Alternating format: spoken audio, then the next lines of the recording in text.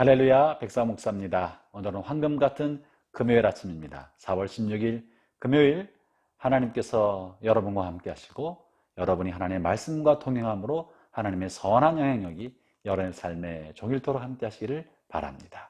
오늘 준 하나님의 말씀은 출애굽 6장 14절부터 7장 7절까지 말씀인데요. 특별히 6장 마지막과 7장 앞부분을 좀 살펴보고자 합니다. 오늘 본문 앞에 6장 14절부터는 르우벤과 시므온 그리고 레위 족속 짧은 족보가 실려 있고, 그리고 마지막 6장 마지막과 7장에는요 여호와 하나님과 모세와 나눈 대화에 관한 이야기가 실려 있습니다. 이스라엘 민족을 구원하려는 하나님의 구원의 경륜을 모세가 잘 감당하여 해내기를 바란 하나님의 마음이 실려 있고, 어떻게 이를 구원하려고 하는지 그 계획이 실려 있는 것이죠. 하나님께서는 모세에게 하나님의 말씀을 바로에게 잘 전달하라고 말씀하십니다. 그러면서 하나님의 말씀의 전달자로 모세를 세우고, 모세가 나는 언변이 부족한 사람이라 감당하기 어렵다고 하니까 아론을 말씀을 전달하는 사람으로 동역자로 옆에 대동시켜주는 내용이 본문에 다시 한번 반복해 실려 있는 것이죠. 본문 29절을 한번 제가 읽어보겠습니다. 여호와께서 모세에게 말씀하여 이르시되 나는 여호와라. 내가 네게 이르는 바를 너는 애굽 왕 바로에게 다 말하여라. 하나님 모세에게 말씀을 들려주시고 그 말씀을 바로에게 전달하라고 한 것이죠. 그러나 모세와 아론이 하나님의 말씀을 바로와 애굽 사람들에게 전달하지만, 바로에게 그 말씀을 하나도 남김없이 다 전하지만 바로는 하나님 말씀을 듣지 않았습니다. 무시했습니다.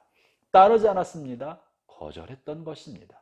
하나님의 말씀이 선포된다고 하여도 사람들이 그 말씀을 듣지 않는 경우가 태반입니다. 하나님의 말씀을 있는 그대로 다 전한다고 하여도 사람들이 그 말씀에 순종하지 않고 거절하는 경우가 태반입니다. 오늘 본문에서도 하나님께서 그렇게 말씀하십니다. 7장 4절인데요. 바로가 너희의 말을 듣지 아니할 터인즉 내가 내 손을 애굽에 뻗쳐 여러 큰 심판을 내리고 내 군대 내 백성 이스라엘 자손을 그 땅에서 인도하여 낼지라. 이들은 하나님 말씀을 들었지만 순종하지 않았습니다. 그런데 언제 순종하게 됩니까?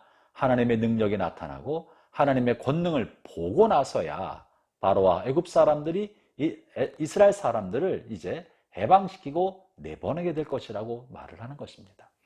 여러분, 하나님께서 우리를 하나님의 말씀을 전달하는 사람, 하나님의 말씀을 들려주는 사람으로 이 땅에 먼저 보내신 것은 틀림없습니다.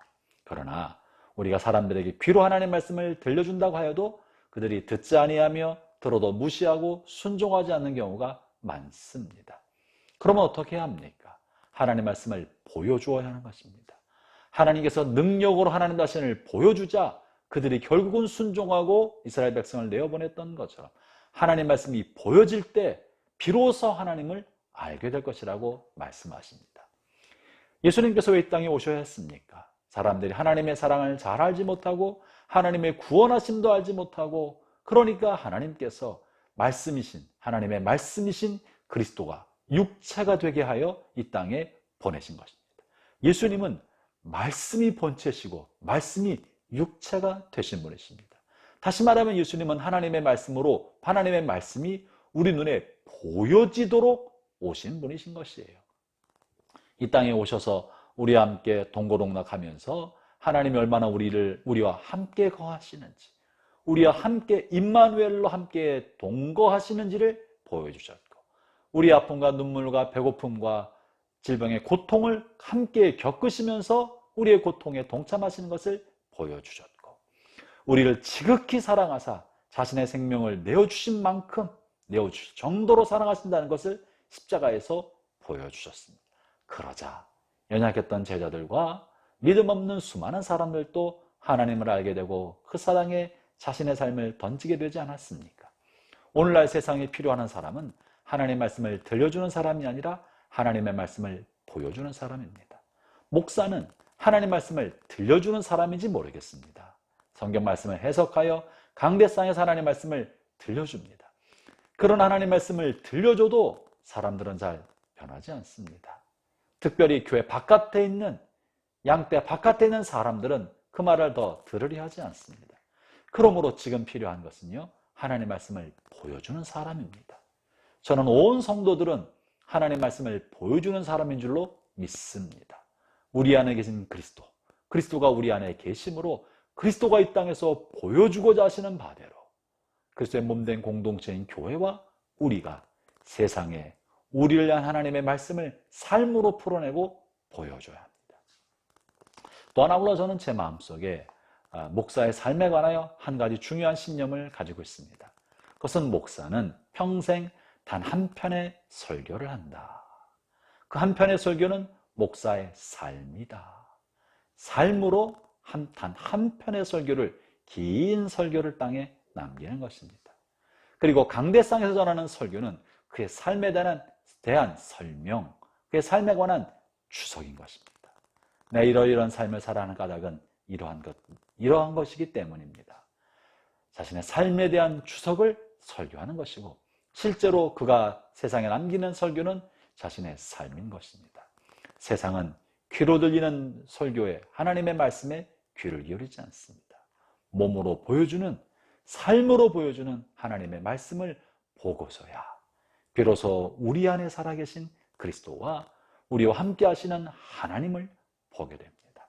형제자매 여러분, 여러분 주변에도 여전히 하나님의 임하심을 갈망하고 보고자 하는 사람이 많이 있습니다. 하나님 말씀을 귀로 듣고자 하는 것이 아니라 눈으로 보고자 하는 것입니다. 여러분이야말로 세상에 보내어진 하나님의 말씀입니다. 여러분이 믿고 있는 하나님의 말씀을 이제는 삶으로 보여주십시오. 그러면 여러분 옆에 있는 사람들이 여러분의 삶의 모습, 몸으로 표현된, 육신으로 표현된 하나님의 말씀을 보고선 과연 우리 안에 하나님이 계시다는 것을 알게 될 것입니다. 오늘도 주의 말씀을 삶으로 순종하며 실천하는 복된 하루가 되기를 주의 이름으로 축원합니다. 기도하겠습니다. 하나님 감사합니다.